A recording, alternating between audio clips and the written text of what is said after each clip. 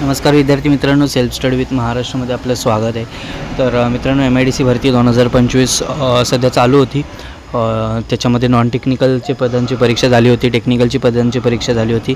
पण नुकतीच एक गोष्ट आपल्या समोर येते की भरती परीक्षेमध्ये कॉपी झाली आहे, तर त्याला पकडलंसुद्धा आहे।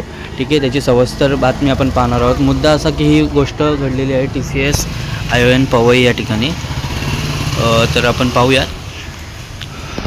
MIDC भरती परीक्षेत कॉपी, उमेदवाराने बाळगला मोबाईल। तर फोनमध्ये परीक्षेशी संबंधित 17 छायाचित्रे।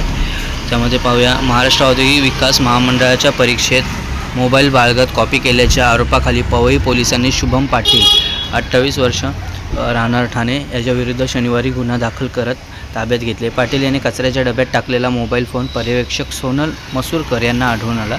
या फोनमध्ये परीक्षेशी संबंधित 17 छायाचित्रे आढळली।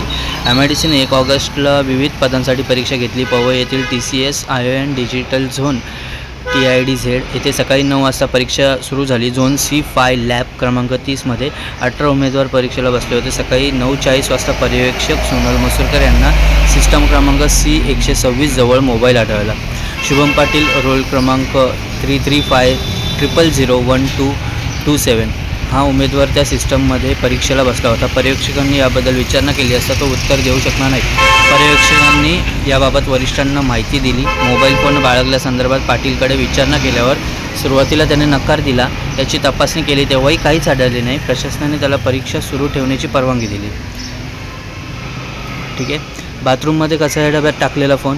सुरक्षा रक्षकाला केंद्राच्या बाथरूममधील कचऱ्याच्या डब्यात एक मोबाईल फोन आढळला। तो तपासला असता प्रशासनाला प्रश्नपत्रिकेच्या 17 फोटो सापडले। चौकशी अंती पाटीलने तो फोन आपला असल्याचे कबूल केले।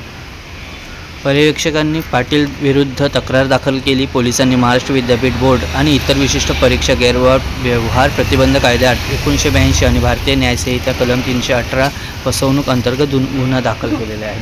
ठीक आहे, तर आता सगळ्यात महत्त्वाची गोष्ट म्हणजे जर TCS ION पवई या ठिकाणी जर पाहायला गेलं तर आपली चेकिंग होते। बॅग आपल्याला बाहेरच काढायला लागतात।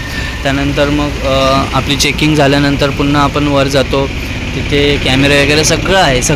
असं नाही की काहीच नाही आहे, पण एवढ्या सगळ्या सुरक्षेमधून त्याच्याकडे फोन गेला कसा काय वर, याची चौकशी घेतली पाहिजे सगळ्यात अगोदर प्रशासनाने। ठीक आहे, तर पाहूया पुढे काय होतं। चॅनलला सबस्क्राईब करा, अजून काही माहिती असेल तर ती मी तुम्हाला टाकतो। ठीक आहे, धन्यवाद।